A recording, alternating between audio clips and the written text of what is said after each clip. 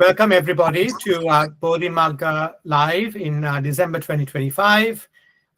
Today we are all assembled, gathered to with a lot of anticipation as we explore the seventh BOJJHANGA Dhamma, which is UPEKKHA. And Paul, who's very ably and compassionately taken us through the BOJJHANGA Dharma this year, is here to conclude theories today. And it's really wonderful to have a full gathering for this last session of the year. Interesting that it's the 12th month and we have 12 people assembled so far. Not that I'm into numerology, but anyway, I thought that was an interesting fact. So anyway, without any further ado, I invite Paul to conduct this session, and he will be talking about the subject of UPEKKHA, but also we will have an in-session meditation as well. Over to you, Paul. Thank you, Gihanta, so much. Can you hear me okay? Yes. Wonderful. So yeah, super happy to see you all. It's a real joy. Every single month I look forward to this. So as Gihanta said, we're bringing the awakening factors to a close, as it were, for this year. And it's very, very interesting. I've been reflecting on it a lot over the past few days, and reflecting on, so really living inside the question, why are they so important? Why have we devoted this year to them? Why are they necessary for awakening? Why are they necessary for stream entry, which is the focus of so many of us in this group? And as we've talked about really across the whole year, they are so critical because what they do is they give the mind, they give our minds sight, they give our minds vision, they give our minds light to see what we previously couldn't see, what was previously hidden.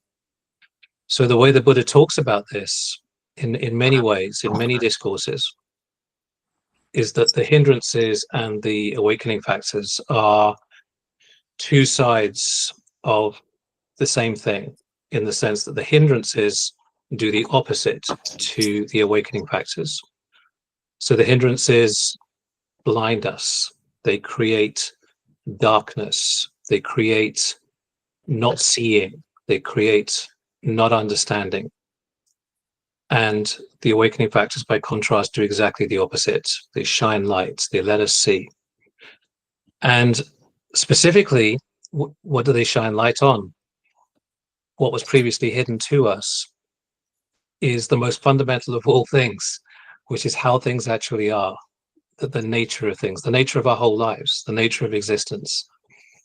What even this call is, what each moment of our lives is, everything, literally every single thing. The nature of it, the really deep nature of it, is normally hidden to us.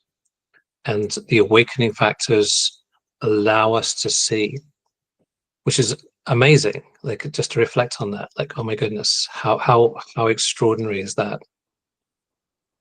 So what we're going to do today is three things. So one is we're going to do a little meditation, as we always do, and that's going to be, as always, some Brahma Vihara and some insight, some Vipassana.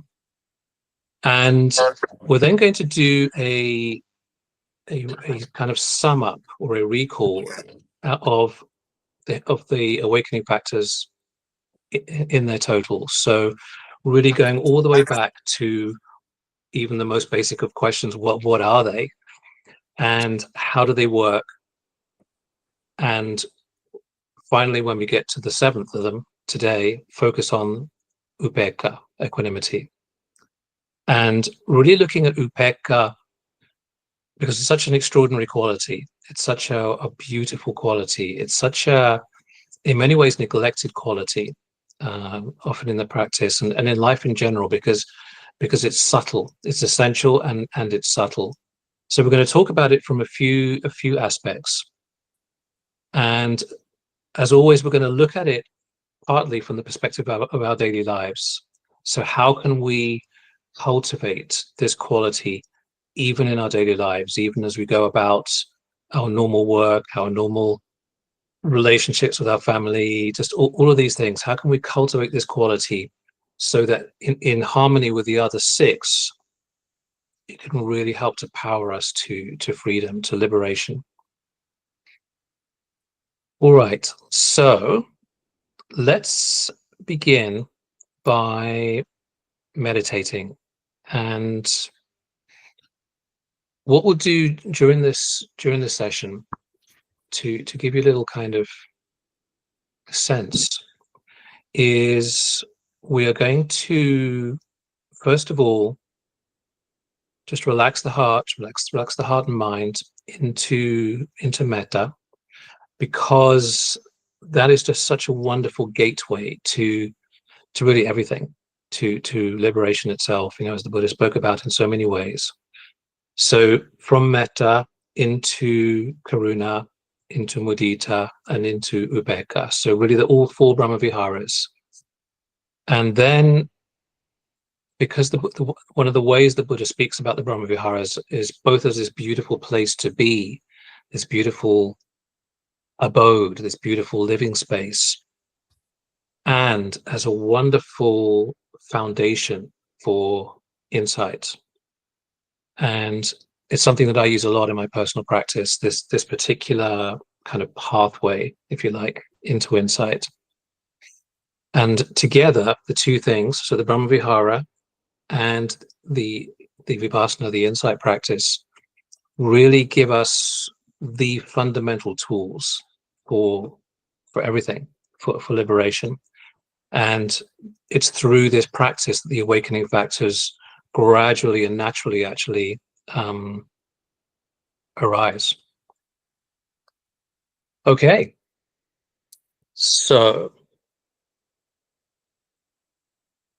if you're sitting, I imagine most of you are sitting, just allow yourself just find a very comfortable place on the chair or the seat or the floor, the zafu, whatever you're sitting on.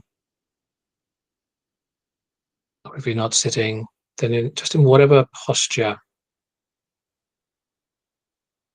is most appropriate for the situation that you're in.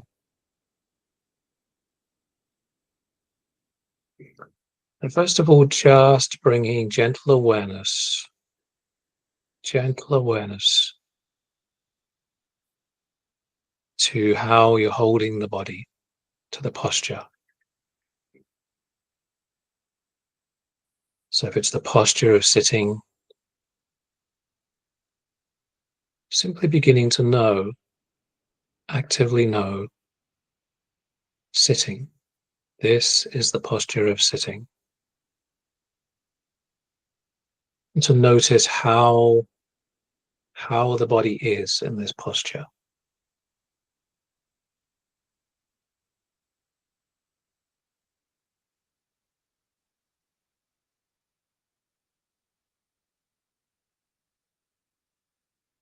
And gradually, as we bring awareness to this posture, we can notice how the legs are arranged.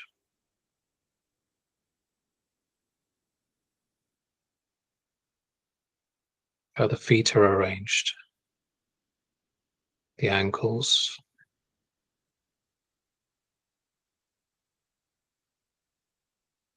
And then how the hips join to the rest of the body, to the torso. Just bringing awareness to these different areas of the body.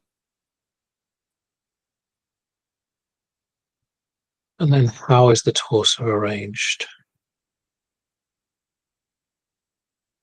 The abdomen up to the chest. And noticing the arms. How are the arms arranged? And the hands and the fingers. How is the neck arranged? How is the head arranged? And very simple though this sounds, we often go through sometimes the whole day without really noticing how our body is arranged.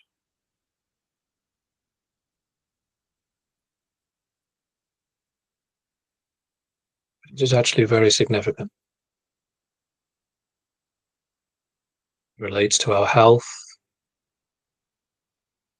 it relates to our breathing, it relates to our digestion, it relates to our entire well-being, and it relates to our mind, the quality of mind. How the body is arranged relates to the quality of mind, and vice versa.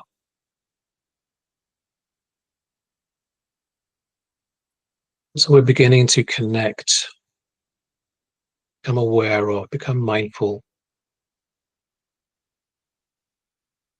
this mind-body process.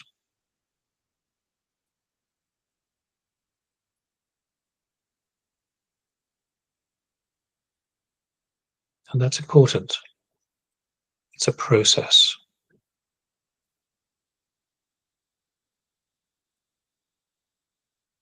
It's something which continually changes.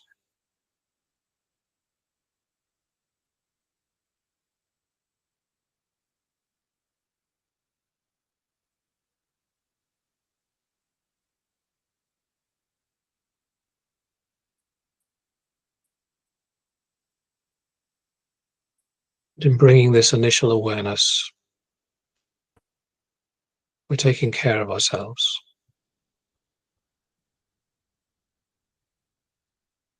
Taking care of this body.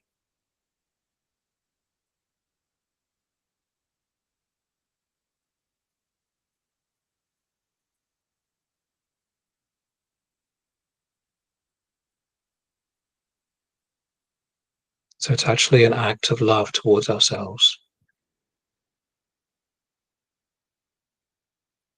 An act of gentleness.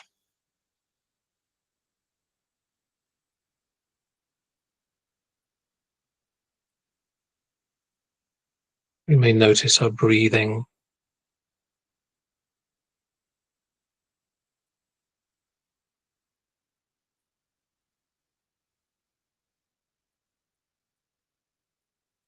Noticing how short or long the breaths are.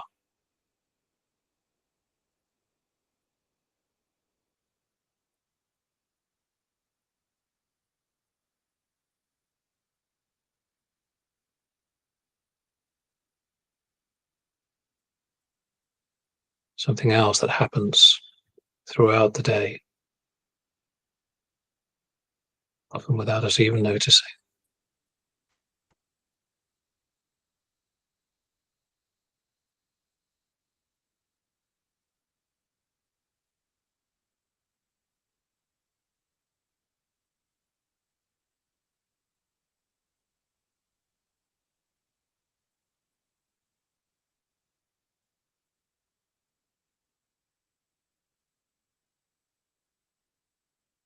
And now from this place of deepening relaxation, we can drop into our heart.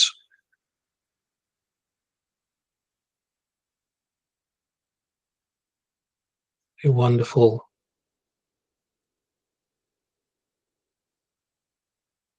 thought, a wonderful reflection. What would it be like to feel completely safe? What would it be like to feel completely protected?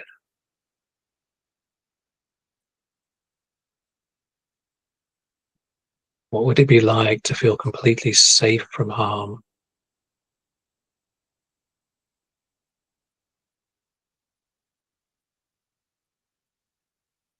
How wonderful would that be?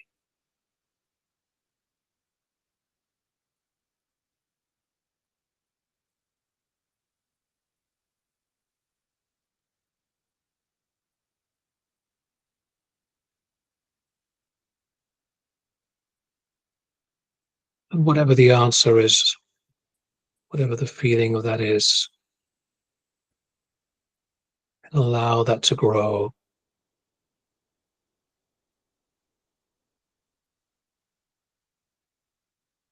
A wonderful sense of safety,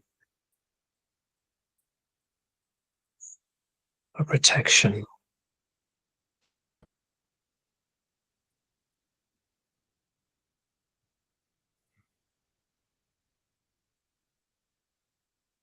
Allowing us to be really deeply at ease.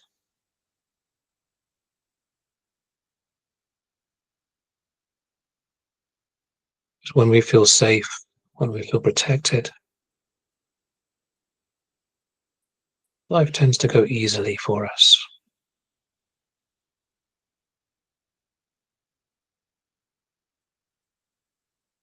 Things don't feel difficult.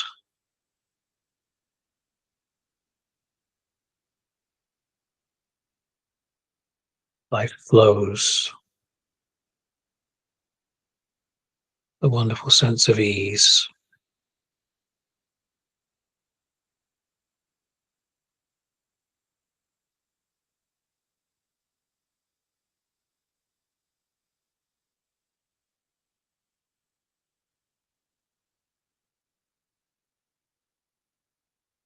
And we naturally feel happy. Naturally feel peaceful.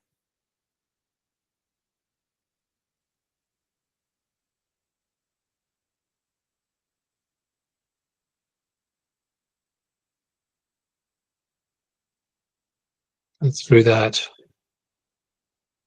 our bodies and our minds are healthy.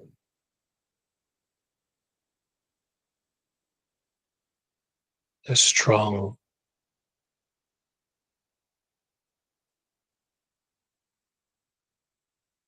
Resilient.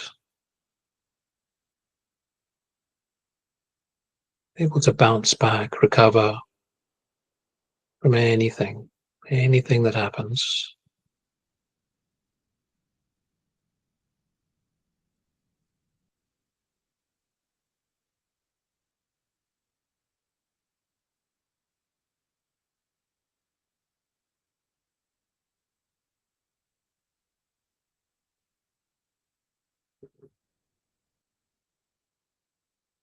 As we just allow this beautiful feeling of loving kindness, of metta towards ourselves to pervade the whole body from head to toe.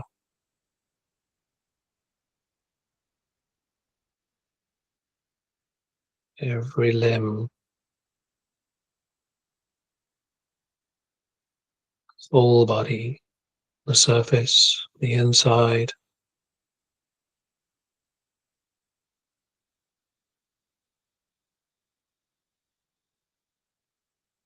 We can gently ask ourselves,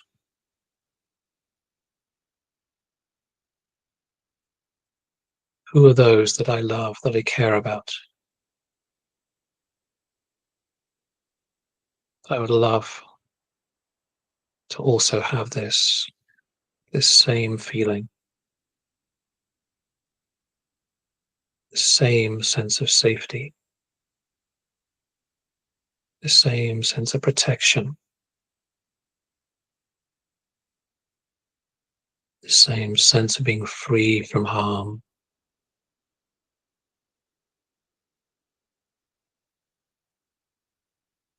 Same sense of ease,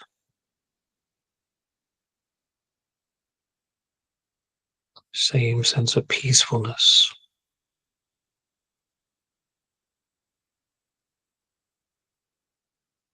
And to bring those beings into our hearts, wishing that they too have this same beautiful metta.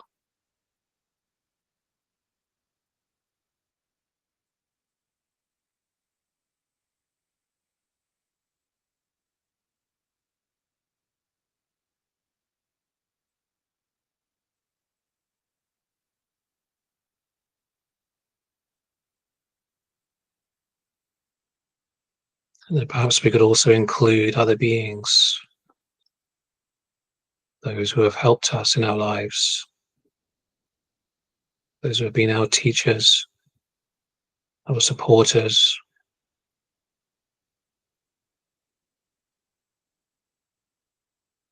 those who have been there for us.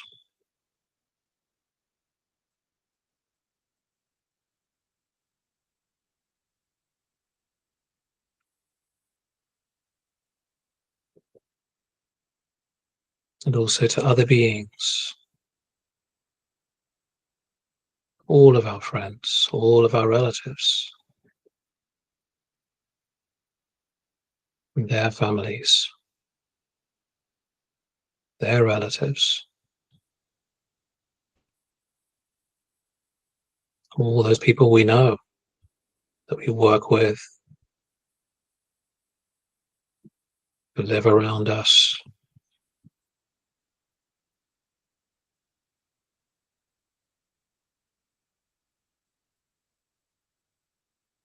Gradually extending it even beyond there.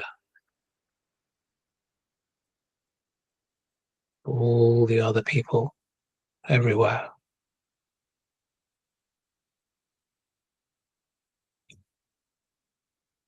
Remembering that all beings, all people are ultimately just like us. Want to be safe. Want to be protected.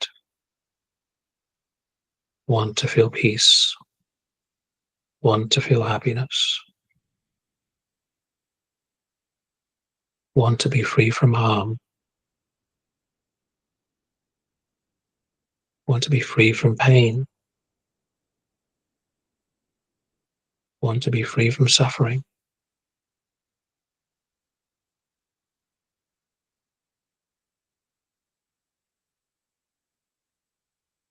And extending it even beyond all human beings, to all those beings in other realms, starting with all the animals, the incalculably large number of animals, those that walk on the earth, whether they have no feet, 2 feet, 4 feet, many feet, whether they're small or large, weak or powerful, those below the surface, under the ground, those that fly above it, those that live in the water,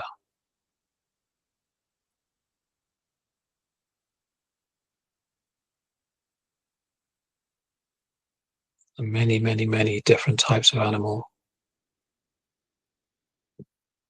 incalculable number of beings currently in the animal realms.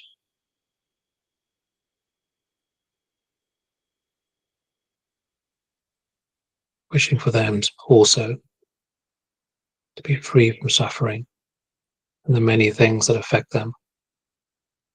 Heat, cold, hunger, thirst, very many dangers.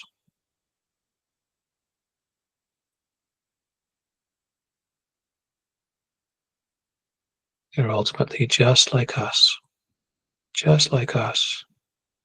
They don't want to die. They don't want to get injured. They don't want to get sick.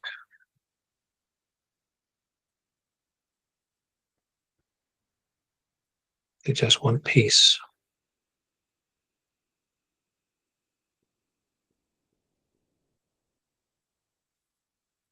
And also now the beings in the other realms, those beings are currently in the Petaloka, ghostly realm.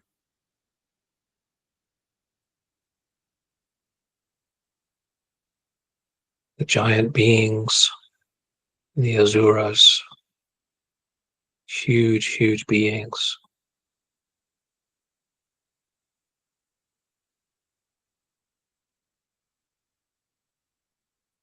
Those beings who have fallen into the worst of Upaya, the hell realms.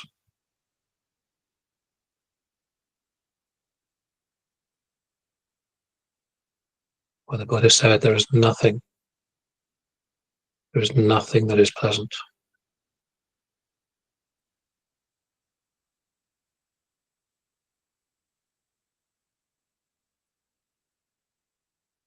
And extending also to those beings currently enjoying pleasant lives in the Devaloka, in the Brahmaloka,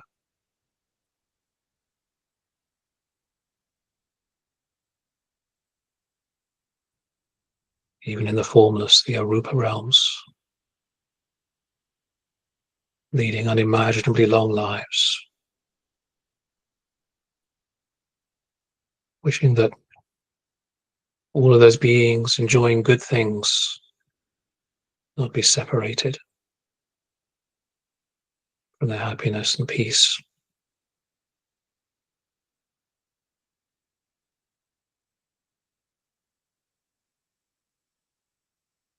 Feeling mudita for their happiness.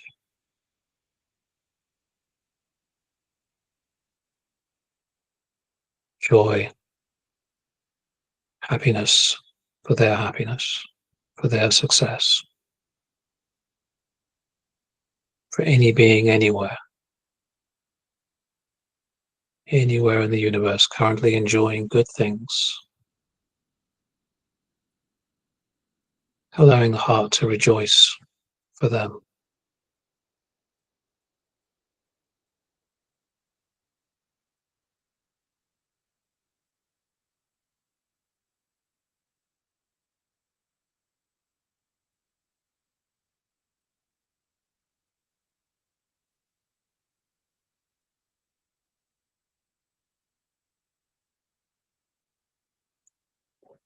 Now inclining the heart to reflect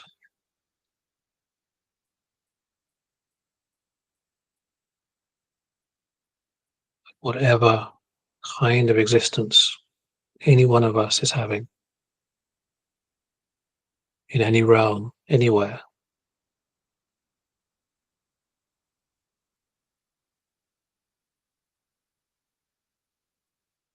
Is not accidental. It is causal.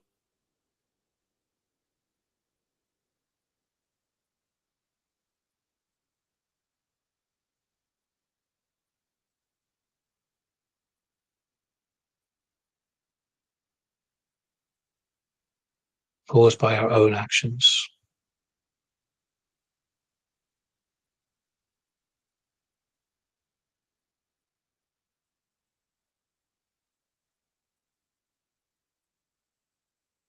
It allows us to really connect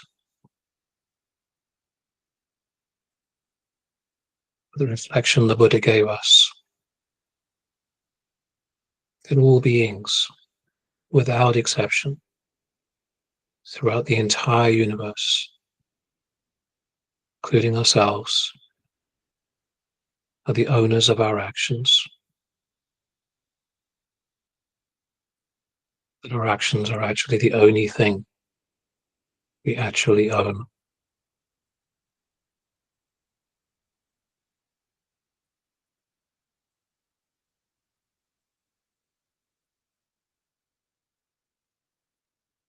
And that whatever actions we do of any kind, by mind, by speech, by body, skillful or unskillful,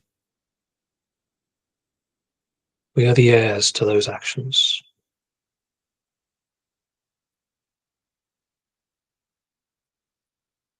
Just as our shadows follow us wherever we go, so do our actions. We are born of our actions.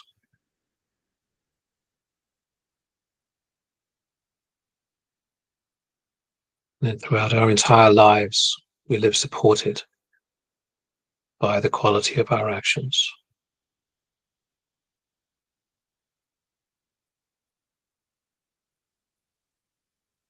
We are completely related to our actions.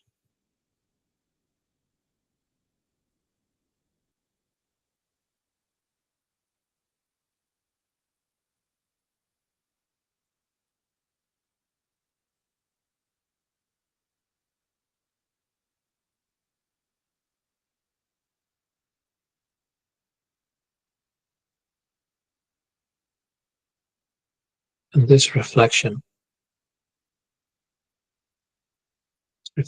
on causality, that our lives and everything in our lives are dependently originated.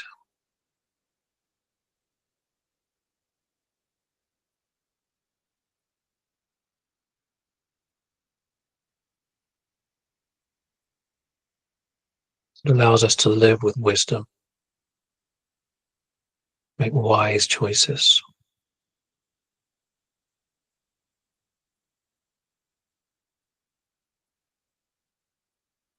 Make choices that are for our benefit, for the benefit of all of those around us, for the benefit of both ourselves and all of those around us.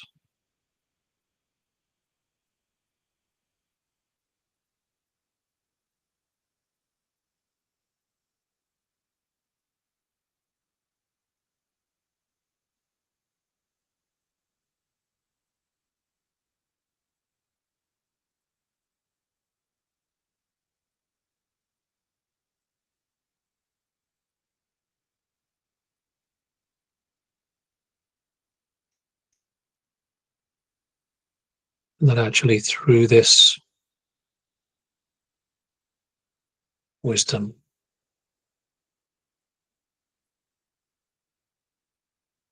this entry into seeing,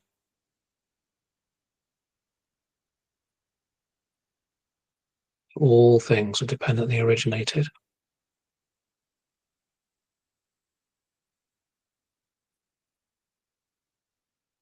And therefore ultimately impermanent, just arising and passing away.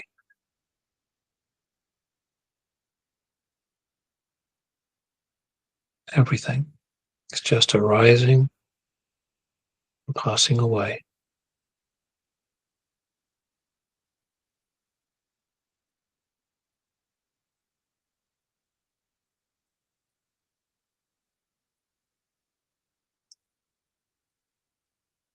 As we devote more and more of our attention, even in this very moment,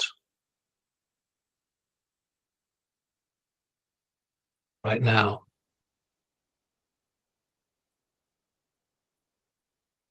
and throughout our whole lives as we go forward, in this seeing of impermanence, seeing that nothing is satisfactory because it is just impermanent, it does not last.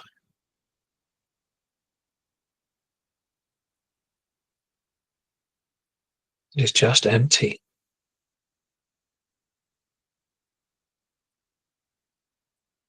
Through the seeing of this, the direct seeing of this, gradually craving fades away. Through the seeing of the nature of life, of each moment.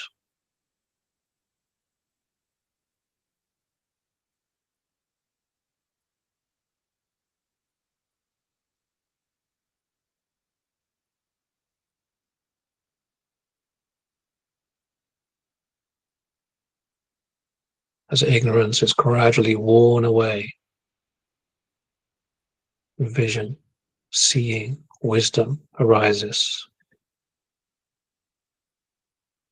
Craving, clinging is gradually worn away.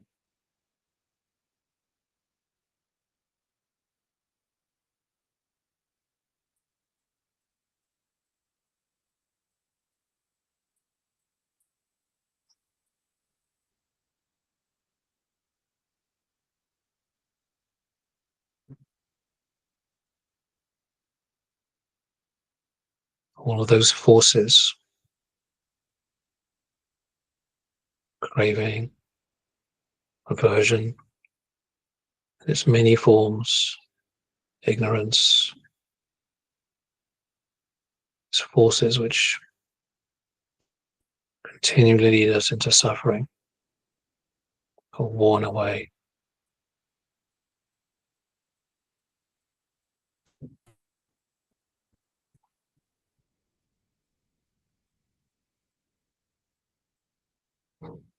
Just through this very, very simple practice.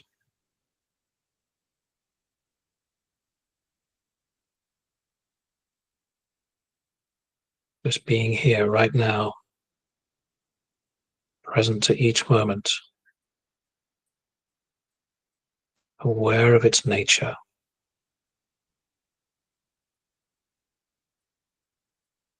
arising and passing, arising and passing.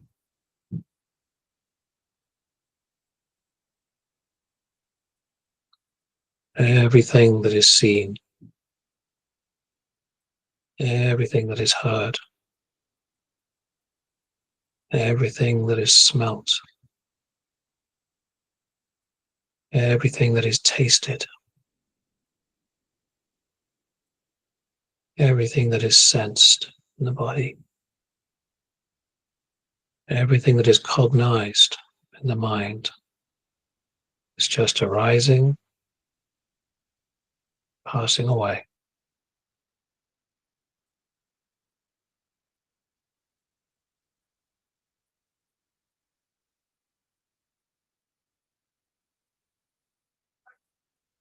All of this materiality of the body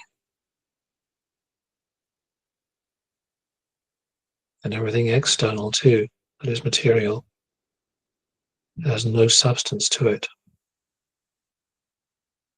just like foam, completely insubstantial.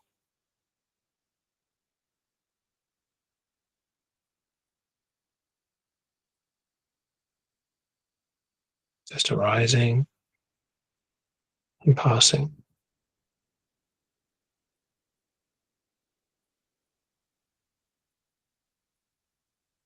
All of the feelings, the Vedana, no matter whether they're pleasant, no matter whether they're unpleasant, no matter whether they're neutral, it's no more substantial than a bubble on the surface of the water, just waiting to pop. These feelings have no substance.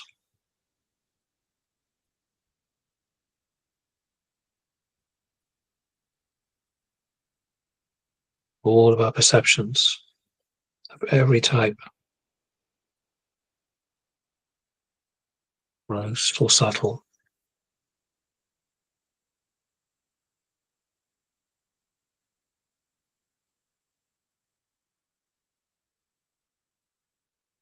are as insubstantial as a mirage.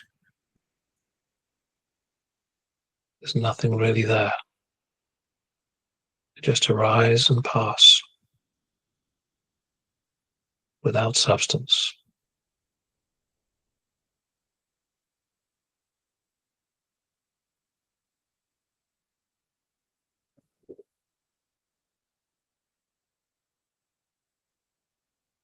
All of the other formations of the mind,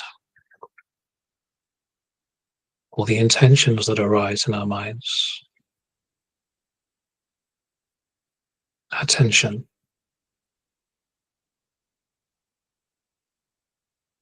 all of those qualities, either bright or dark, of metta, of anger, craving, generosity, wisdom, delusion, no matter what they are,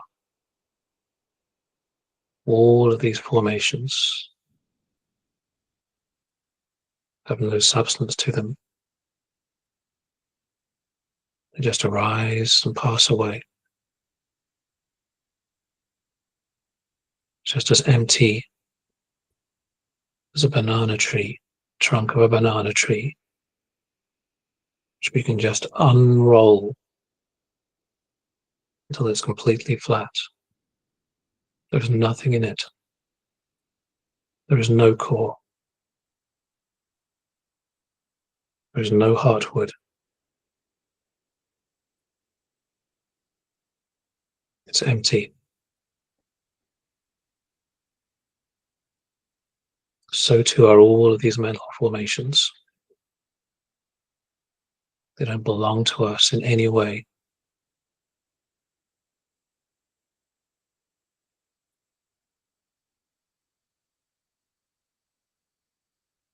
And so too the consciousness that knows the seeing, that knows the hearing, that knows the smelling, that knows the tasting, that knows the sensing, that knows the cognizing in the mind. So too that consciousness arises and passes.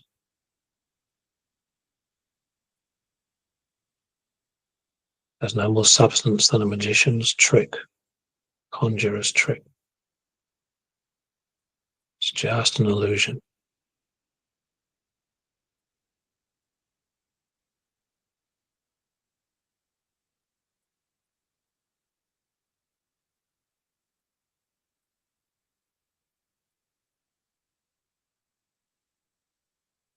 And so with each moment, right now,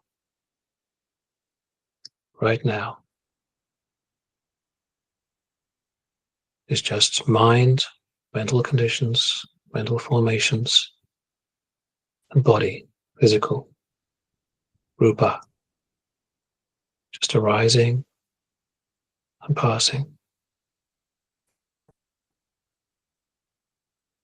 This is not mine. It does not belong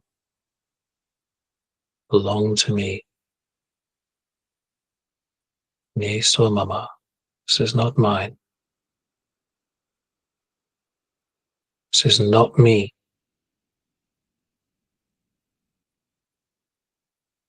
Ne so hamasmi. Not me.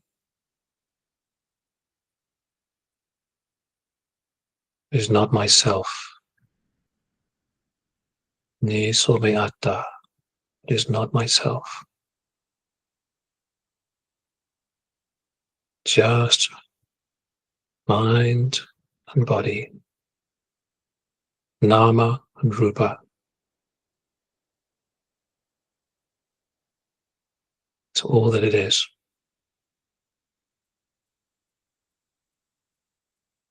Anicca, entirely impermanent. Dukkha, unsatisfactory, suffering. Anatta, not self, empty.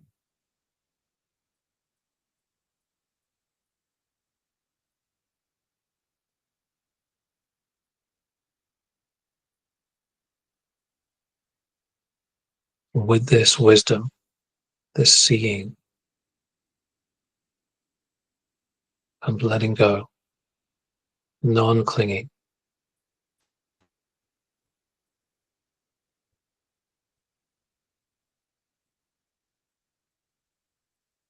release, relinquishment.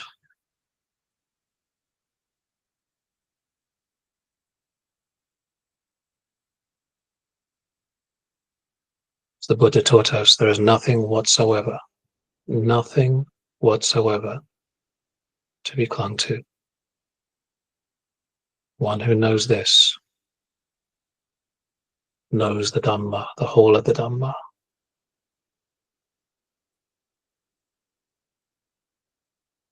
There is nothing whatsoever to be clung to. One who knows this knows everything, the whole of the Dhamma.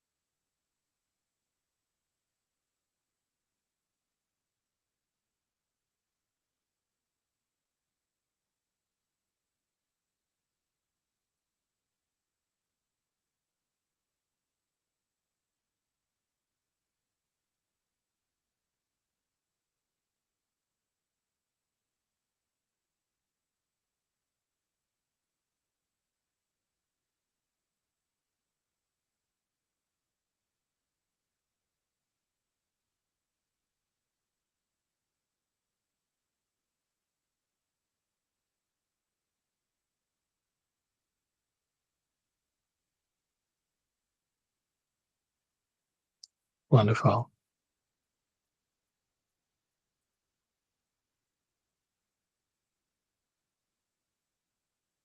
So very gradually, in your own time,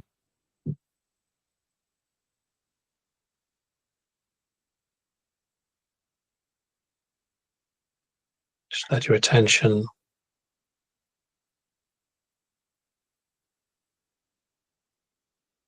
turn to the room.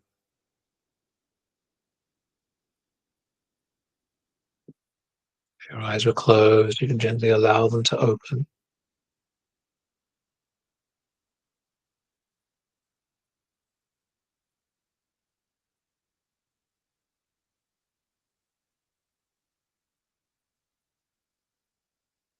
Sadhu, sadhu, sadhu.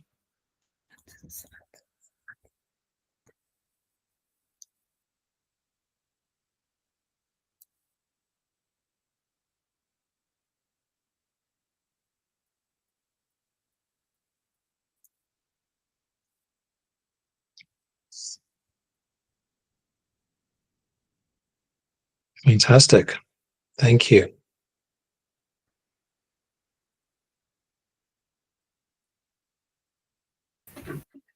All right. So for the rest of our time, we're going to, as always, explore the awakening factors in general, and equanimity in particular, as practically as we can. So really looking at how to really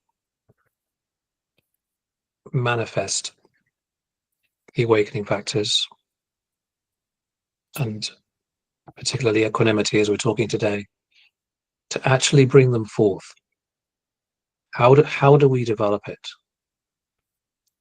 We consider that, even the word meditation, bhavana, means to develop the heart and mind. So these awakening factors are to be developed.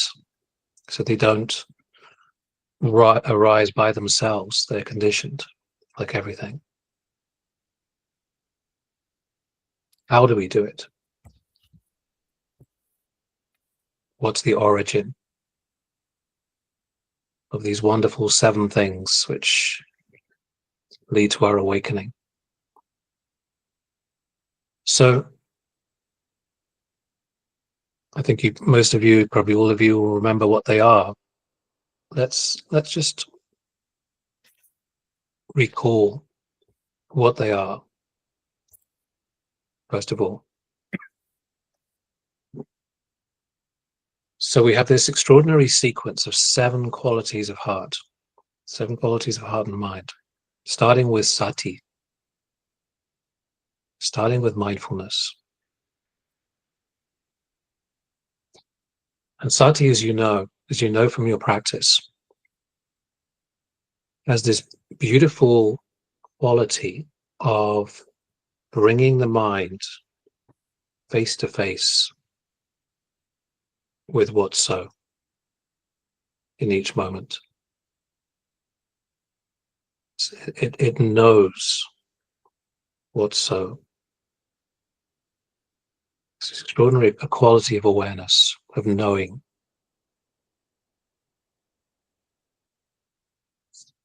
So the Buddha spoke about what's necessary for mindfulness to even occur.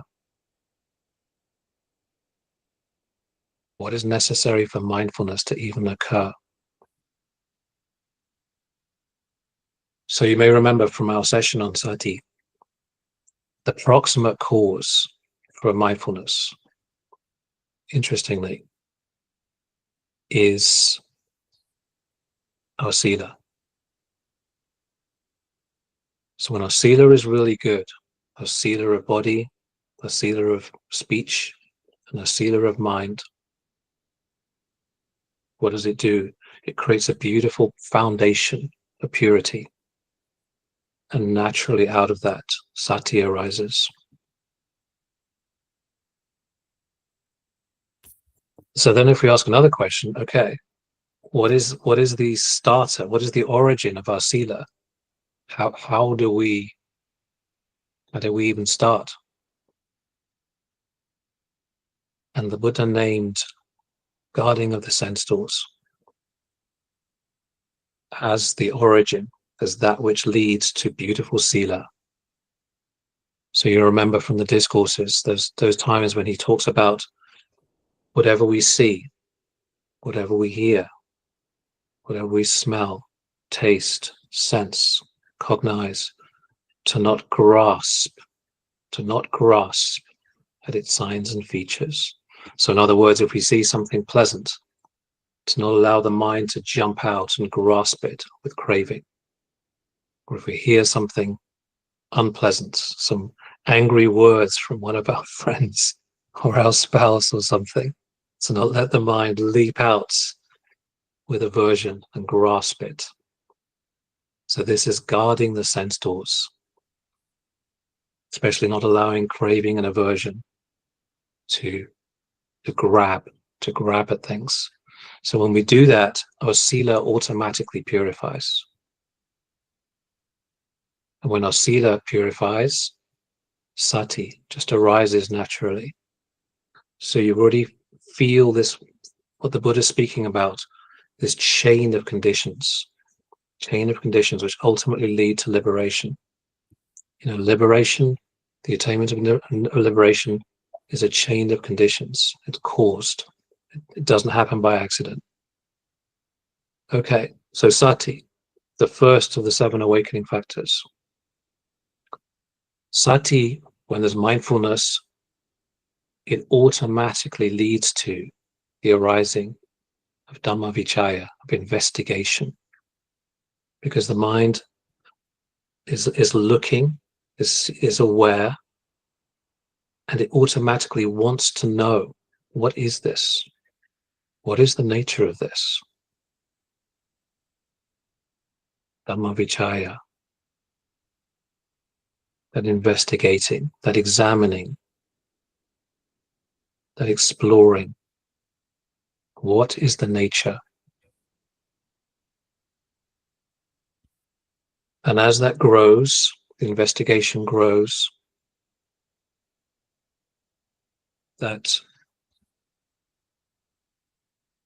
wanting to keep the heart and mind just entirely present to each moment, virya, effort. Just here, just now, right here, right now. And it requires gentle effort. Just here, just now.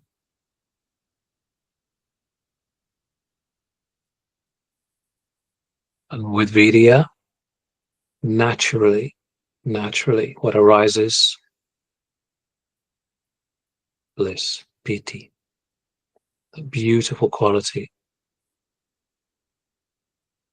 Spiritual bliss.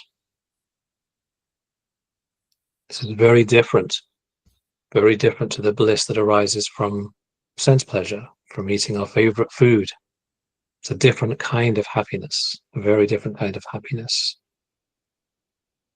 And it's very important because it allows the heart and mind to stay inside and to not get pulled out by attractive things, by sense pleasures, or to not get drawn out in annoyance or in aversion. So piti, that beautiful spiritual bliss, is a very important quality.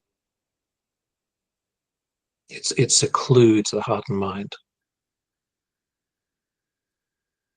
It refreshes the mind, it refreshes the body. You may remember when we talked about it, the different types of piti that there are.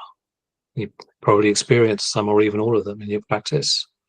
The early stages of piti, you get that kind of goosebumps kind of feeling, and it keeps the posture very erect but without any kind of tension. Or maybe when it gets more intense, you may have experienced kind of flashes of piti, kind of almost like lightning, just through the body. Piti can then start to come in waves, like one after another, just kind of washing over the body. When it gets really strong, as you may have experienced, almost like getting lifted up off the ground. It feels like you're levitating. And then it matures. When piti is really mature, the whole body is suffused in piti and in bliss, like every part, every cell. It's just extraordinary. So particularly once it starts to mature to that level, but even at the early stages of piti, it then leads to the awakening factors. Passaddhi, tranquility of the body, tranquility of the mind. Such a lovely quality, so lovely. And one which in daily life, we often don't experience. It just doesn't arise because we're just assaulted by so many things arising. So the tranquility of the body, this tranquility of the mind.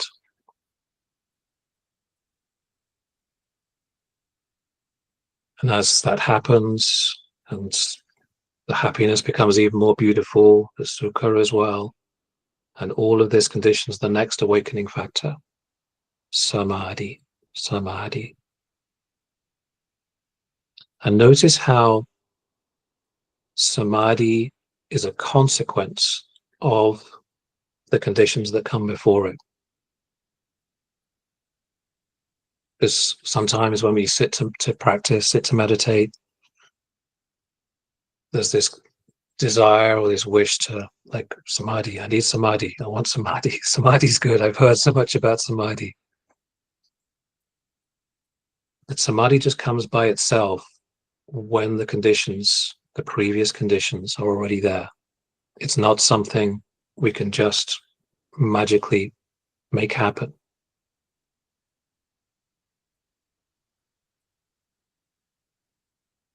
And samadhi, as you know, has that beautiful quality of unification, composition of mind.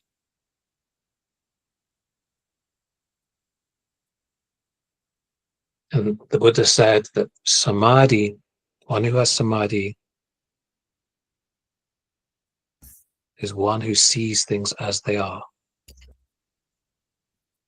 So with that unification comes extraordinary power of mind to see, just in the same way as ordinary light is very, very diffuse. It's diffracting all over the place, bouncing all off many surfaces. But you take those same photons and harmonize them, you have a laser that can cut through steel. And samadhi has the same effect with the mind. Rather than the mind being very diffuse, it creates extraordinary power through that unification. And then through this samadhi and seeing things, seeing the nature of things, what then arises is equanimity, UPEKKHA, a beautiful quality of balance, of not reacting. It's the most refined, the most lovely of all of the Brahma Vihara. So it's that same quality of UPEKKHA that is also the last of the awakening factors. Lady Sayadaw used to call it the crown jewel of all of the awakening factors. It's very interesting. So as these awakening factors arise, the hindrances which previously created that blindness of mind just gradually disappearing, weakening, disappearing. And when the awakening factors are strong, the hindrances don't arise. So the hindrances, as you know, we talked about in some of the sessions previously, all 5 of them, in certain ways, prevent us from seeing. So craving. When there's craving in the mind, when there is desire in the mind, we cannot see things as they are. So the Buddha likened it to water with red dye. Like some of you cook, I'm sure, cook with turmeric. So you know what it's like when you put turmeric into a glass. You can't see anything, right? You can't see down to the bottom of the glass. So craving has that same effect. Or when there's aversion in the mind, when there's ill will, again, it's impossible for us to see things as they are. So in the same way as the Buddha said, if you have water and you heat it so much that it starts boiling, and you know what it's like when you look at boiling water, especially, you know, those of you who cook, and you're cooking pasta or something, you know, you've got all those bubbles on the surface, you can't see down, you can't see to the bottom of the pan. Why? There's just too much disturbance. That's what ill will does to the mind. You cannot see. The same with sloth and torpor, the third hindrance, dinamita. And the Buddha's talked about it like, you know, what it's like when you walk past a pond or a lake and it's just got algae on the top, just that green algae covering the surface. You can't see anything. That's what sloth and torpor does to the mind. Can't see. Sluggish, heavy, not seeing, blind. And then the fourth hindrance, the opposite of sloth and torpor, restlessness, remorse, uddhacca, kukkacca. So similarly here, the Buddha's talking about, again, if you look at a water, if you look at a lake, you know what it's like when there's a strong wind and the wind whips the water and it creates a lot of disturbance on the surface. And again, you can't see down. That's what restlessness does to the mind. It whips the mind. It's what remorse does. You know, when we look back on things that we wish we'd done and didn't do, or we did and we wish we hadn't done, remorse has that same quality of whipping the mind. We can't see. Again, it blinds the mind. And so too, the fifth of the hindrances, doubt, vicikiccha. You know, when there's doubt, it's like looking at muddy water. Muddy water. You can't see. Doubt muddies the mind. And so the hindrances aren't just these things that arise in our formal practice, you know, when we sit to meditate. They affect our minds all the time. As we go through our daily lives, pretty much the hindrances run our minds. What does that mean? It means that as we go through life, we're not seeing how things actually are. We're blind to how things actually are. And that's incredibly significant. So in other words, craving, aversion, and these other hindrances are essentially running our lives. But we usually, we're just not aware of it. We're not aware that these forces are kind of, they're sort of like these little computer programs, these little computer viruses, pretty powerful, just running the show. So the awakening factors, it is precisely the awakening factors that we're talking about, which banish these hindrances. They clear them away. They wipe them away. It's really extraordinary. Like something that powerful.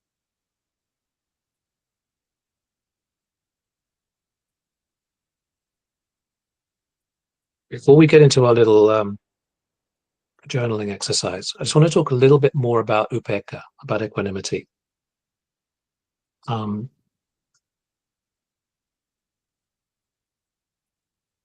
It's interesting because as we look through the suttas, as we look through the different things the Buddha said, it comes up in so many different ways. So one of them, as we're talking about, is as an awakening factor, but it's not the only time it comes up at all. Another is, as we practiced earlier, is as a Brahma Vihara. So in other words, it's actually possible to completely suffuse the heart and mind with this beautiful quality. And when there's complete absorption in that Brahma Vihara, we feel this vast, exalted quality. And abundance, you know, vipulena, as the Buddha says, exalted, mahaggatena, just God, literally means gone to greatness. Apamanena, just like boundless, completely free of any kind of ill will. It's beautiful. As a Brahma Vihara, upekkha is a very beautiful quality. Okay, so we've got it as an awakening factor, we've got it as a Brahma Vihara. Another really interesting one, and very, very important for the practice, is as our vipassana practice matures, and we really start to see everything just arising and passing, arising and passing, arising and passing, gradually, the heart and mind learns to be equanimous to whatever is arising, to not react to it. And that's upekkha. So there's even a specific knowledge, sankhara upekkha jnana. It's the knowledge of equanimity towards any formation whatsoever. And it happens as insight matures. You know, we just start to really see, oh my goodness, everything is impermanent. Everything is just arising and passing away. That means there's nothing to cling to. You know, in the world, there is no security because everything is just arising and passing. Security lies in letting go, in not grasping. And as that matures, upekkha, equanimity arises. And it just, as it sees just what's really happening, it just has this beautiful equanimity towards it. Really amazing. Another way in which equanimity is present is there are actually certain devas who that's their basic experience in the Brahmaloka particularly. So equanimity can also be if you think about it in Abhidhamma terms, it's basically functional. So it's not being created through your actions in this particular life, but it's through past practice. It just creates what's this functional karmic result where your whole existence in this particular realm, wherever you are, is of equanimity. It's pretty interesting. You abide in equanimity. Another way in which equanimity becomes the dominant experience is when we become arahants. So as an arahant, you live in this sublime quality of just knowing that everything is impermanent, everything is dukkha, everything is anatta. And so the dominant experience is equanimity, is upekkha. It's pretty amazing.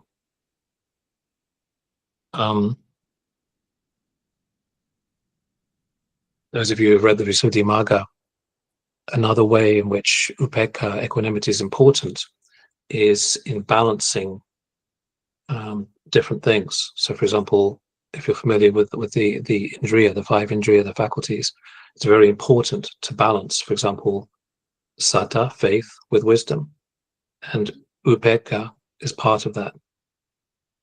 So, in other words, upekkha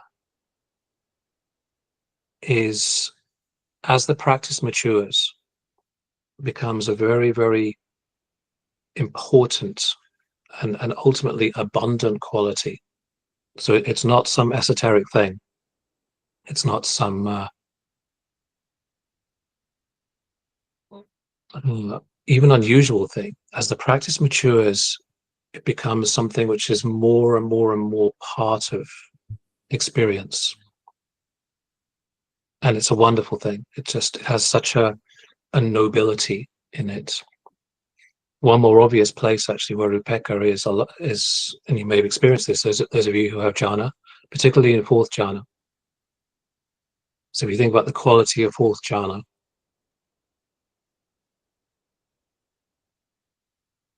trying to think of the Pali, satin upekkha parisuddhan, so purity of mind, purity of mindfulness due to equanimity.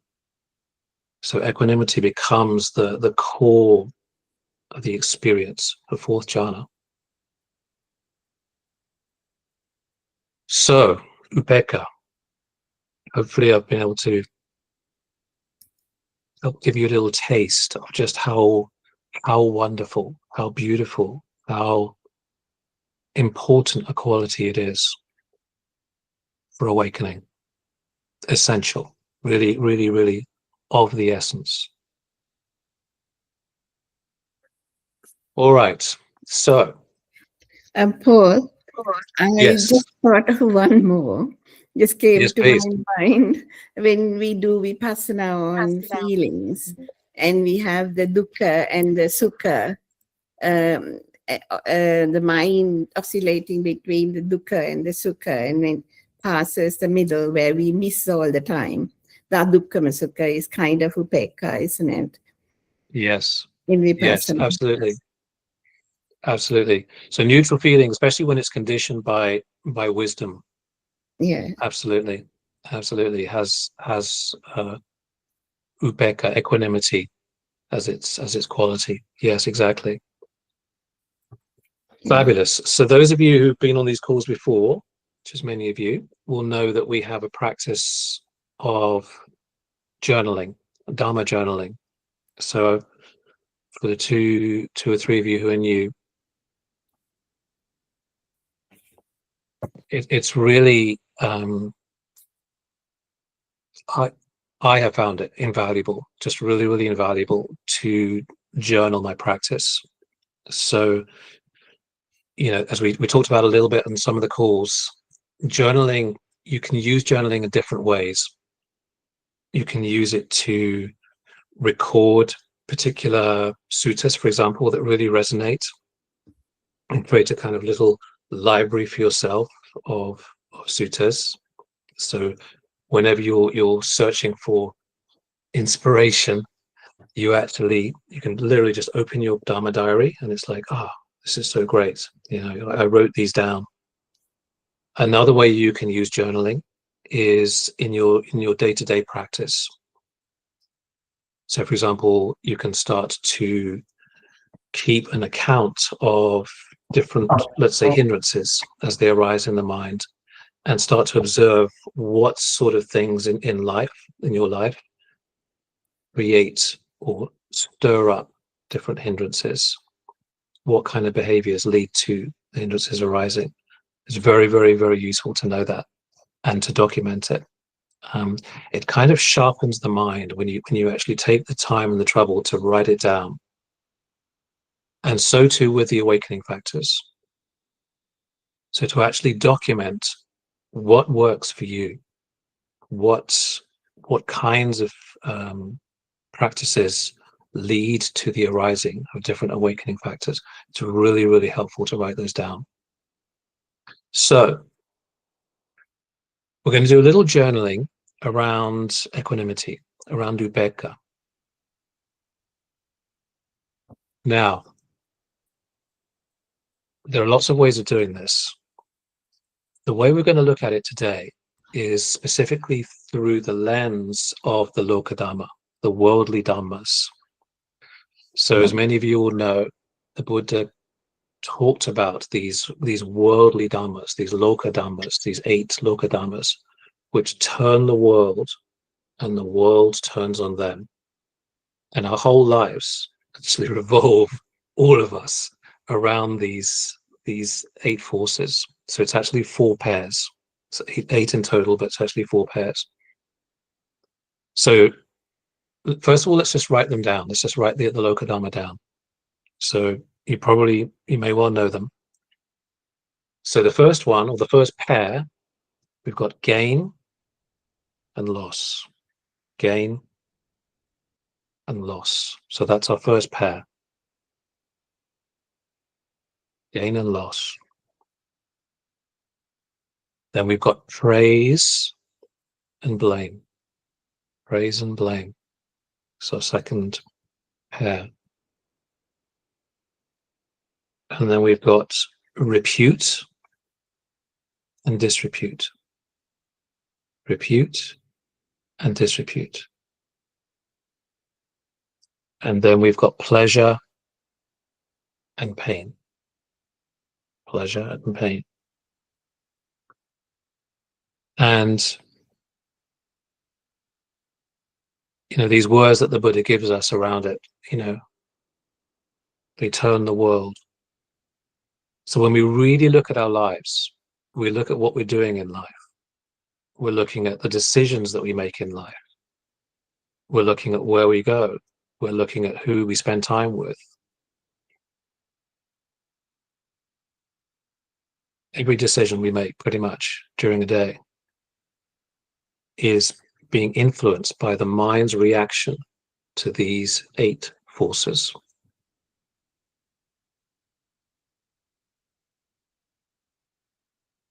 So let's kind of drill into it a little bit. All right, so let's look at the first pair. Gain and loss. All right, so have a think about it like this, reflect on it like this. Try this. So think about the material things in your life. Let's start with that. Just the material things in your life. Your house, your car, your clothes, your jewelry, the decorations in the house, your computers, all of these material things. So these are all things which are gains, if you think about it. They somehow, in certain different ways, we acquired these things. Money, obviously, whatever money you might have in your bank account. So these are all types of gain. But gain is not actually limited to that. Gain actually also includes gain of family, for example. So supposing you get into a relationship, you have gained you've gained a relationship, you've gained a person in your life. If you have a child, you have gained a child. If you have a grandchild, you have gained a grandchild. Gain can also be qualities of mind. Like, for example, if you're meditating and samadhi arises, great, I've got samadhi. And so the mind relates to it as a gain. This is something I have gained. And what tends to happen, as we all know, and as the Buddha taught us, is the mind grasps these gains and doesn't want them to go. We don't want to lose these gains. You know, if you think about all these, for example, material possessions, what happens when we undergo the opposite of gain, loss? So supposing we have some nice possession, a watch, we go on a little trip and we come back home and it's like, oh my goodness, where is my watch? Loss of watch, for example. Or if something gets damaged, you know, somebody scratches the car, loss. Or something, you know, our favorite coffee cup gets broken, loss.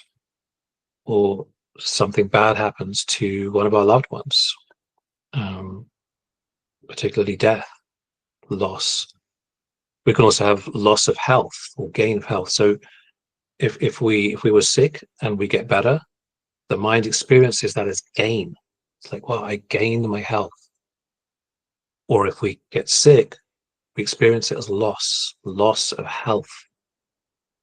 Same with our youth. As we grow older, how do we experience that? As loss of youth.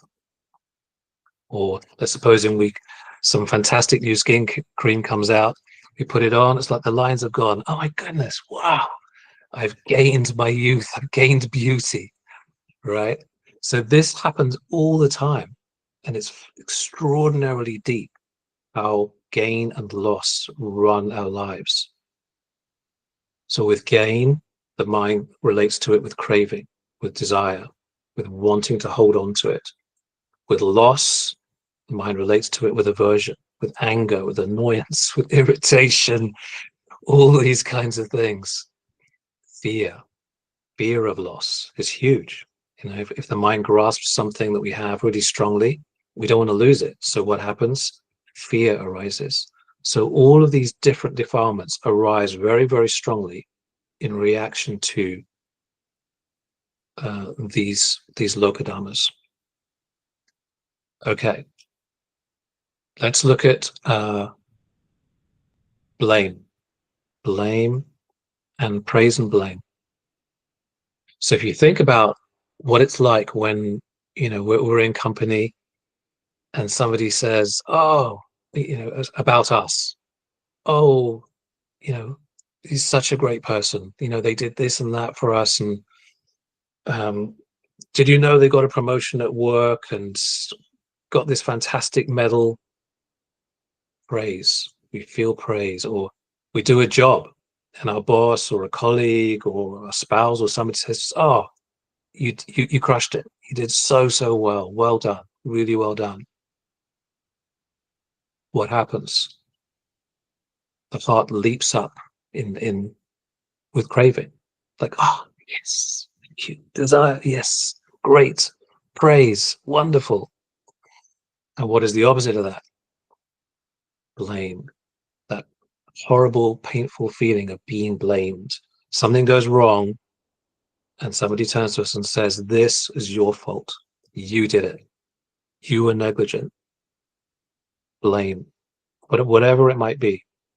It's a very painful feeling, blame. So with praise, you know, the mind leaps up with desire, with happiness, craving, and with blame, dejection. Oh no, horrible, horrible feeling. All right, repute and disrepute. These are sort of similar to blame and praise and blame in a way, but they're more generalized. So let's suppose we hear that somebody said about us that we're amazing, or we're amazing at a particular thing, amazing at our work, we're an amazing husband, an amazing wife, an amazing parents. We have something that's great about us. We have a reputation for this thing, which is very pleasing to us. Reputation. So we want a reputation that's pleasing to us. We want repute. And when we have it, it's wonderful. You know, there's craving for it, there's desire for it. And the opposite of that, disrepute, is horrible. When we hear so and so said about us, oh, do you know, yeah, they're not very good at this thing, are they? It's really painful. Disrepute. Or do you know, yeah, they're always late, you know, always late to me. So we have a reputation. Disrepute. People speak badly about us in a certain way. It hurts. It really hurts. Disrepute. And then the fourth of the four pairs, pleasure and pain. So it shows up in so many things in our life, in so many choices that we make. Pleasure. The places we choose to go to. You know, the weekend comes along and we're saying to the family, right, guys, where are we going? Right? So, you know, we get on the internet and we're looking at this and that pleasure spots and whatever our favorite stuff is. Pleasure. We want to go to some nice place to see some nice place. We're going to go to a concert. You want to hear pleasant things. We go out to a restaurant, you know, pleasant food, taste, music in the background, company, pleasure. You know, we sit on nice sofas. Why? Because it's pleasurable, because it's soft, it's lovely to do it. We choose clothes that give us pleasure, you know, the texture of it, the color of it, the fabrics, all of that. It gives pleasure. And then the opposite of that, pain. So when we're sick, when we get injured, when we sit on uncomfortable furniture even, pain, unpleasantness. So the Buddha's saying that these 8 lokadharma, or these 4 pairs, turn our lives, and our lives turn on them when we don't see their nature. When we don't see their nature. So we'll get into that in a second, but before we do that, we're just going to spend a few minutes just jotting down in our Dharma journals, what for you, when you look in your life, going down each of those lokadharma, what do you see your own mind grasping? So a good place to start is gain. Just look at all the gain in your life, and look at what do you see. There's a lot of clinging towards. What if you lost it would cause you suffering? Or if you look back in the past where you have lost things, whether it's material things, whether it's family, whether it's your health, whether it's your youth, or any other thing, what, when you lose those things, you feel pain. Or if you look at your goals for 2026, you'll probably see some aspects of gain there. So what does your heart, what does your mind really desire? What is their craving for to actually gain? So just jot anything down that comes there. And then when you've done that, actually just start with that. So gain and loss, gain and loss. What does your own mind react to? In what ways are these prominent in your life?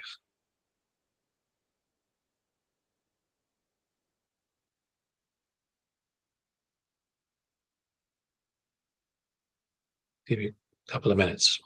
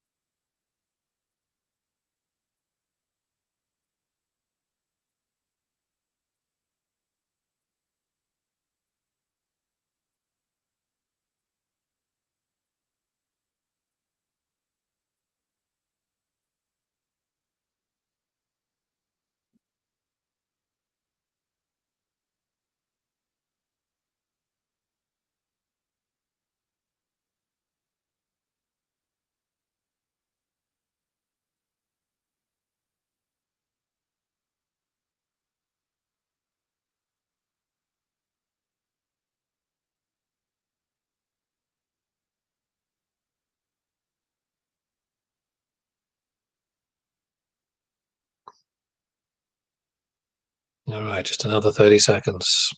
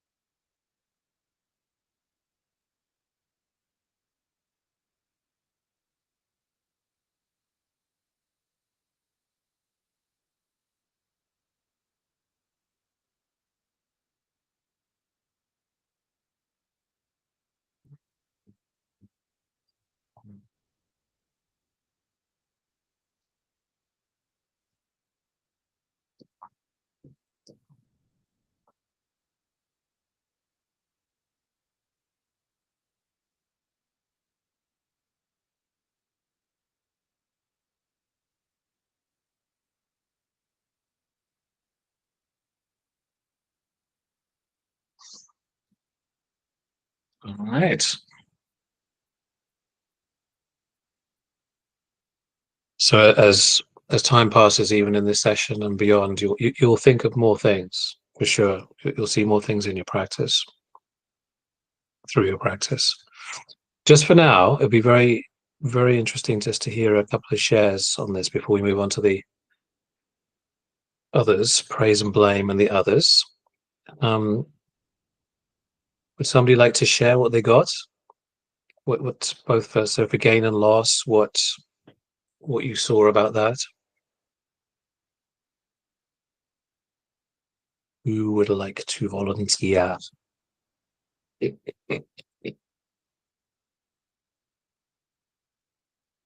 Anybody? I can't believe nobody Sorry. wrote anything down. Can Hiranti, I ask a question, please, Paul? please. Hiranti, did you mean how we react, or is that what you mean?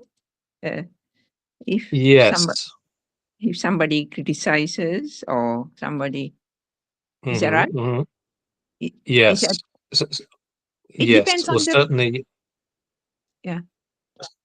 Sorry, Hiranti. Yes. I mean, certainly, like, for example, with praise and blame.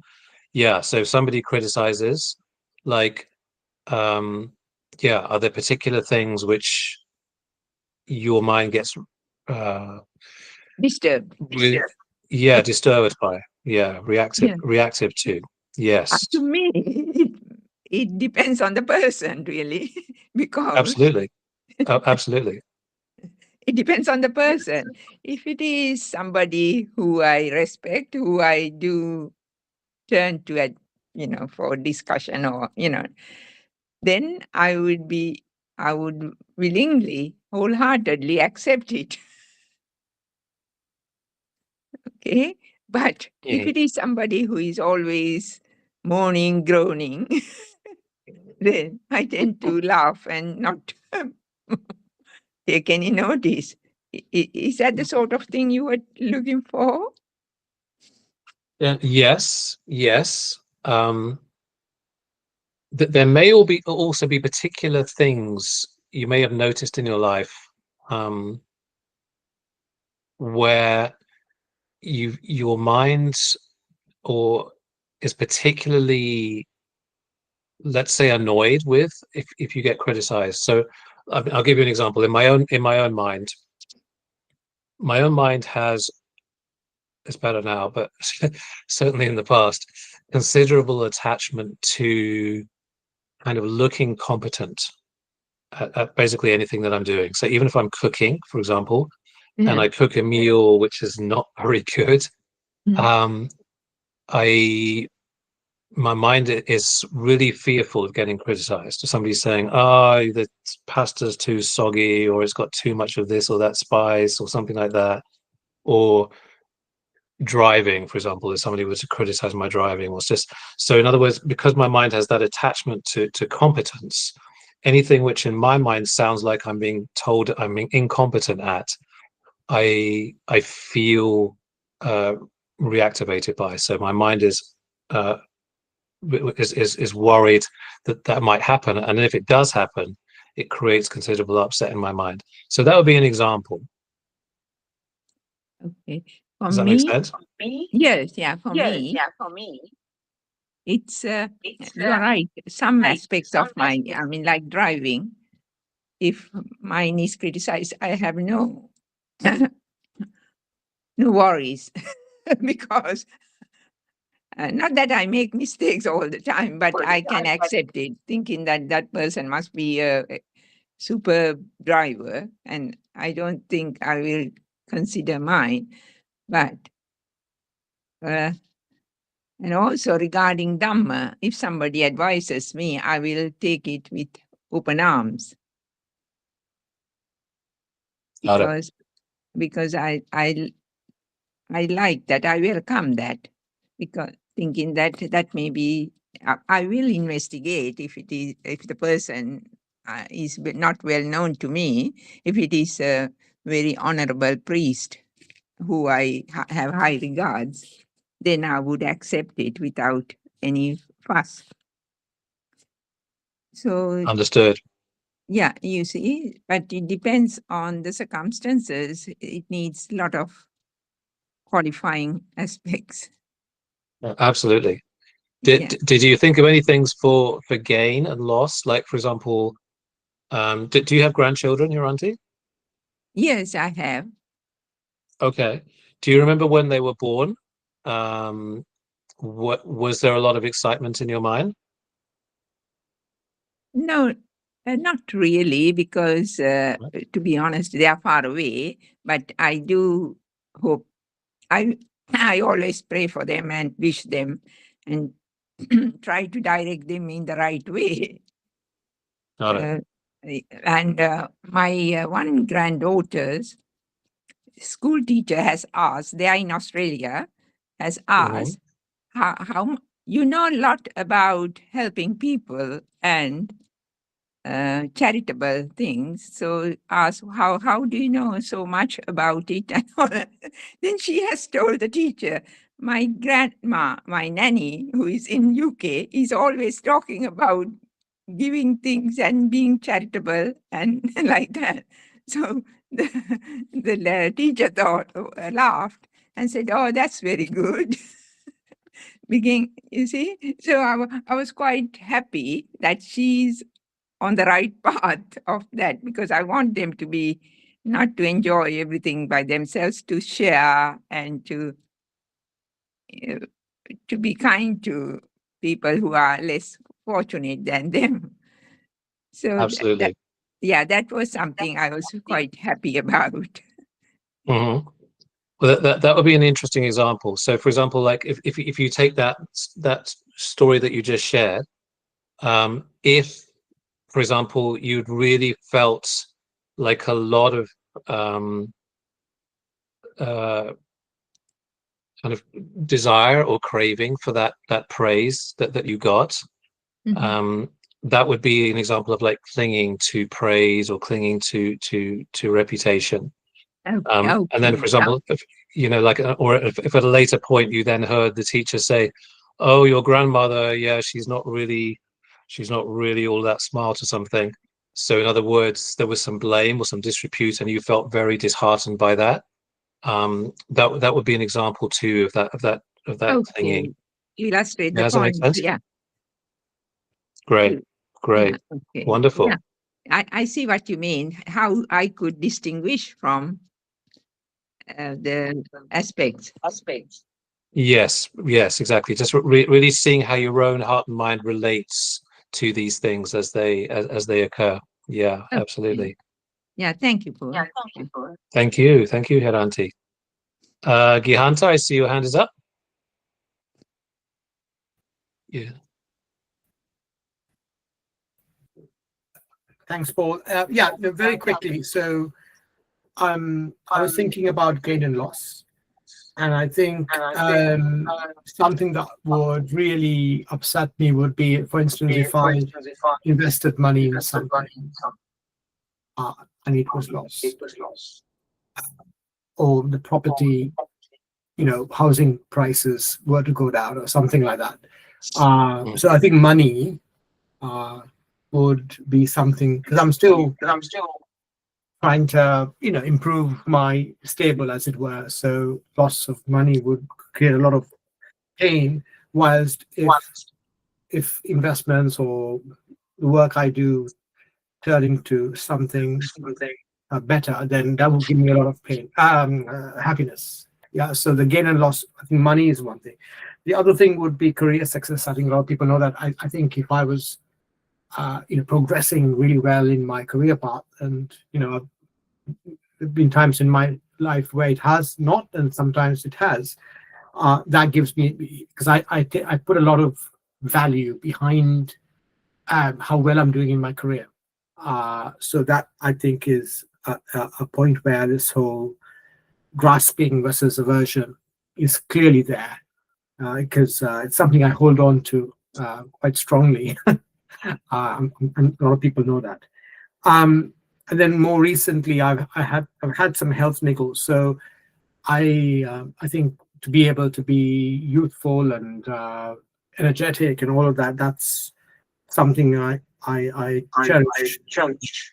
On the other hand, if I have ill health, then that would cause concern, and I'm beginning to realize, oh gosh, you know, my life is not permanent, and I've got a limited time, and so I need to focus on a few things, and because life is not forever. So those are three areas, I think: money, career success, and health, that from a gain and loss are important for me. Got it. Superb. Yeah, beautifully noticed, Gihanta. And that, as you can imagine, those are very common ones. I mean, for pretty well everybody. Yeah, absolutely. Alessandra, you're on mute. Yeah. Yeah, I've noted, I didn't write it down because I didn't have my journal, but in my mind, something clearly came up, and it's about gain and loss. To me, the body, my body, is very is a big source of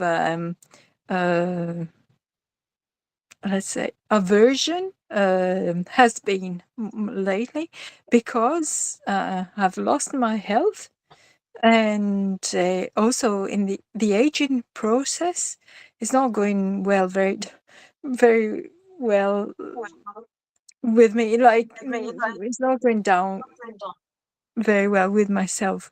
Seeing the changes in my body, I struggle with that. And now it's getting better now. I'm getting used to the wrinkles and the changes in general, not for the worse.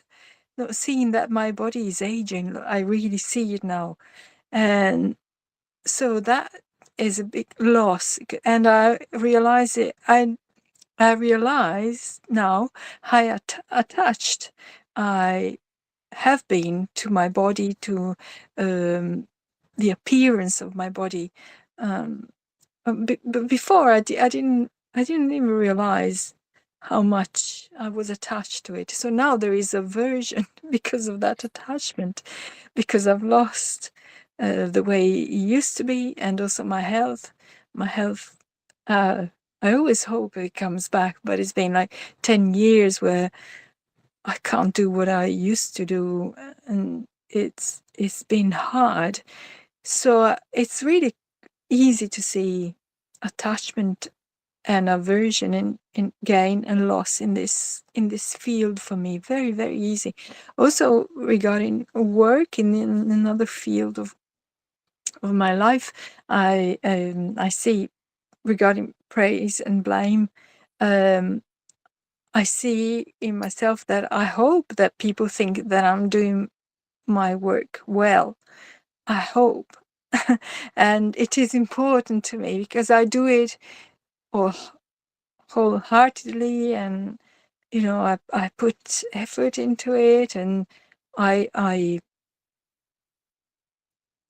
think I apply sila in my life as much as I can. I really strive to do that. It's very important to me. So I hope that is acknowledged, at least.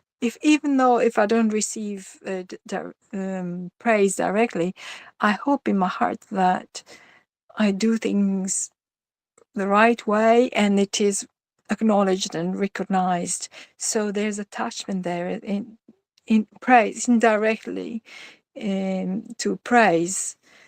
And I fear blame, for sure. If I do something wrong at work,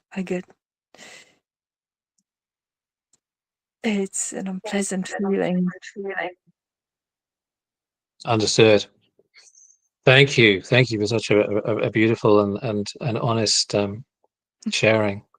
Yeah, again, as with Gihanta and Hiranti, all these things that you shared are actually universal things which are not really spoken about. So there's a lot of suffering, tremendous amount of suffering that we all go through, which goes unspoken. And one of the ways the Buddha spoke about this, as you probably know, is that because everything changes, everything is subject to change, but because the mind is, until we really developed it in wisdom, the mind is blind to that. It just doesn't see that. What happens is, as you shared really touchingly, that the mind's nature is to cling. So when we get praised by somebody, it clings in happiness, and then fears losing it, fears being blamed, and especially when we are blamed, it's like, oh, it's like a dagger. So the Buddha's reflection to us with everything, where everything that we gain, every bit of praise we receive, every repute, every part of our reputation, all the pleasurable things that we have,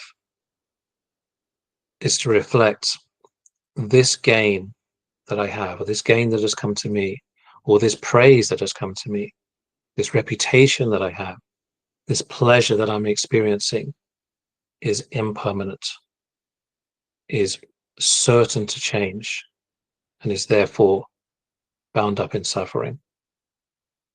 And so when we see that, like actually reflect on it directly, what happens is letting go, non-clinging, and in its place, through seeing the nature of it, directly seeing its impermanent nature, its subject to change nature, its unsatisfactory nature, equanimity, UPEKKHA, arises.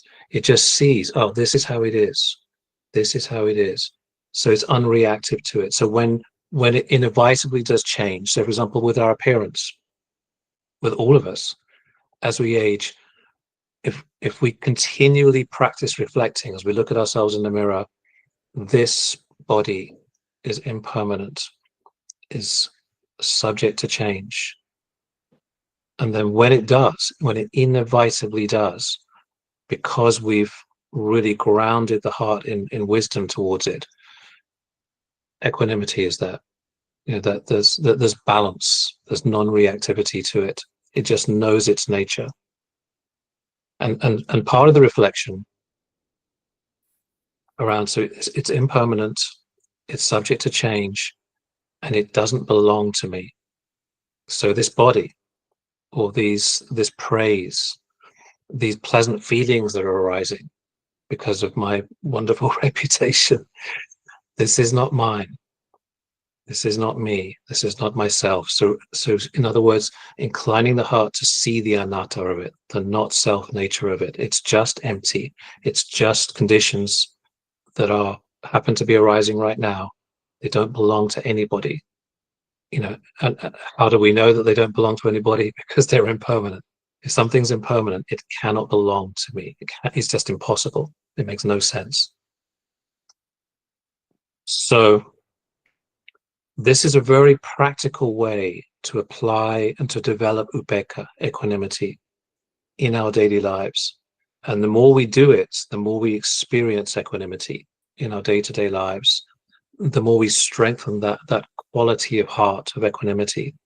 And so as an awakening factor, it just arises more and more spontaneously, more and more easily, along with the other 6 awakening factors.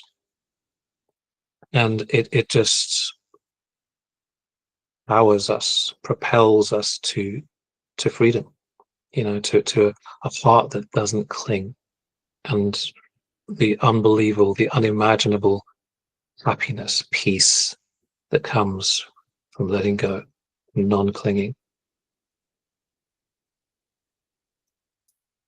Can I ask a question, please, Paul? Please, Haranti. Yeah. You know, Lord Buddha emphasizes the importance of having Kalyana Mitta, okay?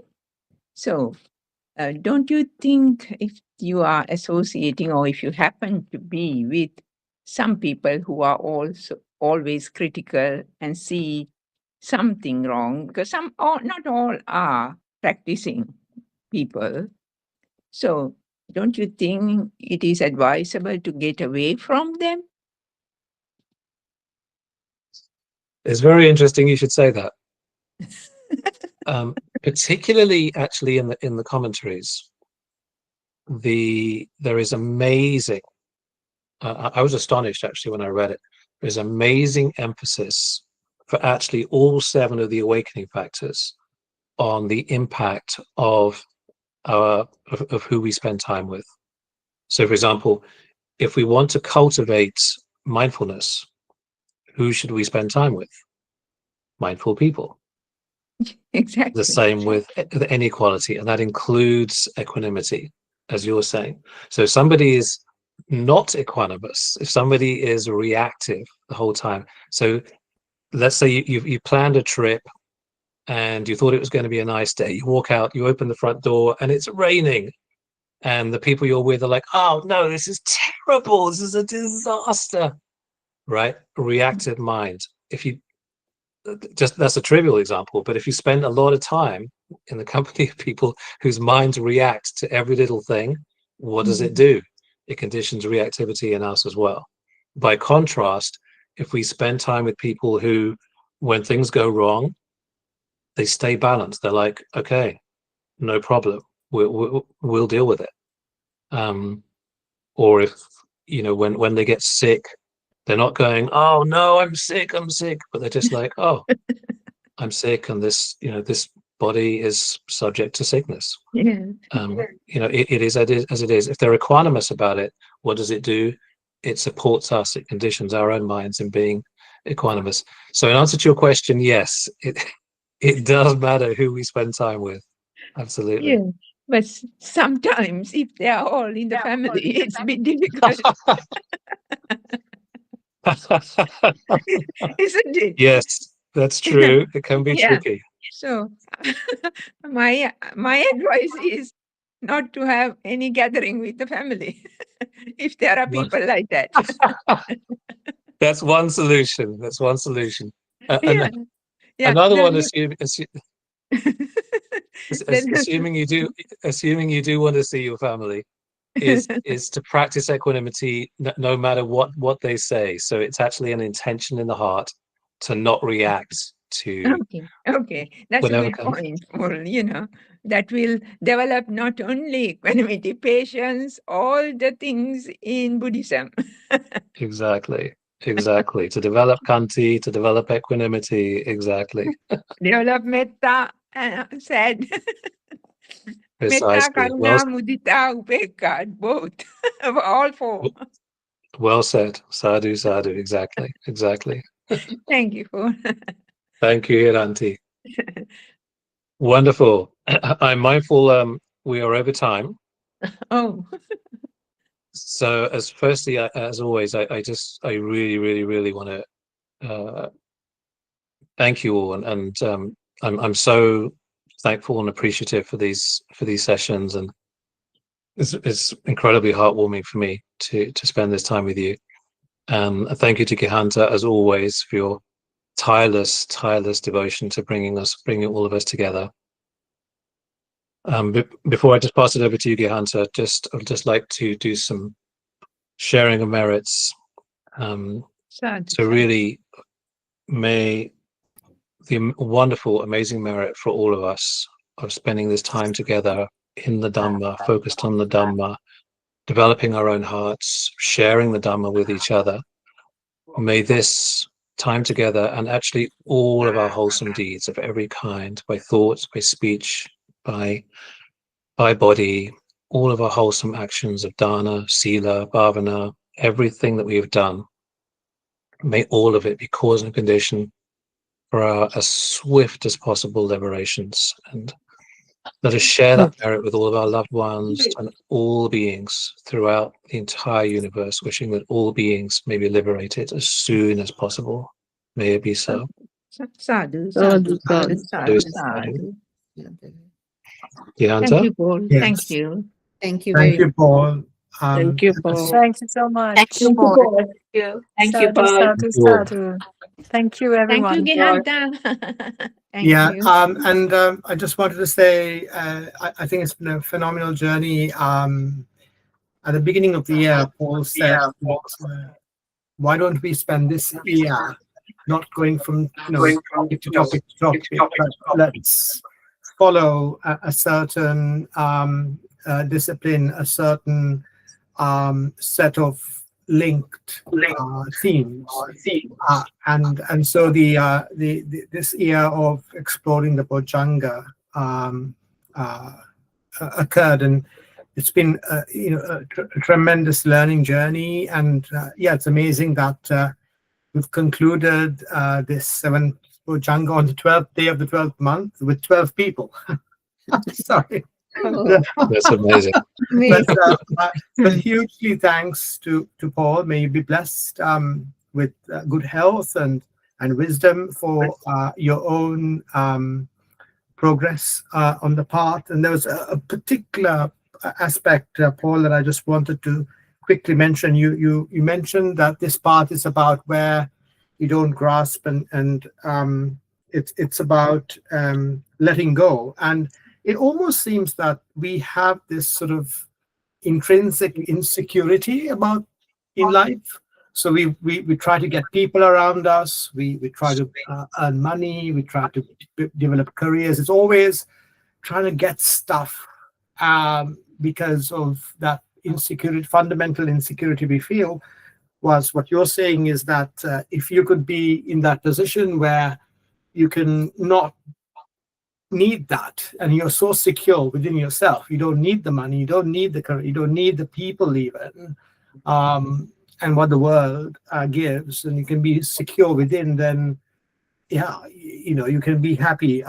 It's easier said than done, and I hope through this developing our awareness and our progression on the BOJJHANGA, we will get there. But thank you for this year. Thank you for the friendship, the wisdom, and also this time together. And I also want to thank everybody else who's joined us in this gathering. Let's hope we can keep continuing our wise companionship into the new year. Thank you very much, and have a blessed end of year gatherings with family and friends, and however you wish to do it.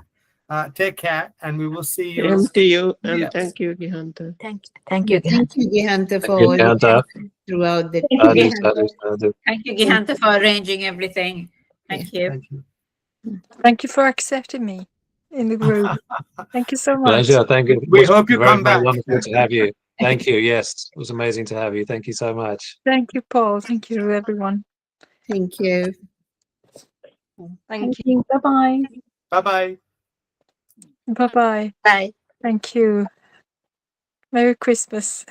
Merry Christmas and a Christmas. Happy New Year. Bye-bye. Happy New Year. So shall we see you in the new year? Yes, so I think that we usually meet in the first or second Friday of the month. So the next session, informally, I would say, is on the 2nd of January, which is a Friday. But I will confirm everything in the group. But it's usually, okay. yeah, the first Friday or the second Friday of the month. It's lovely to Okay. see you, and Brilliant. nice to have you. Thank you very much. Again, bye-bye to everyone. Bye-bye, Alexander. Bye. Bye-bye, Rani and Malkamti as well. I will Bye-bye. close the meeting now.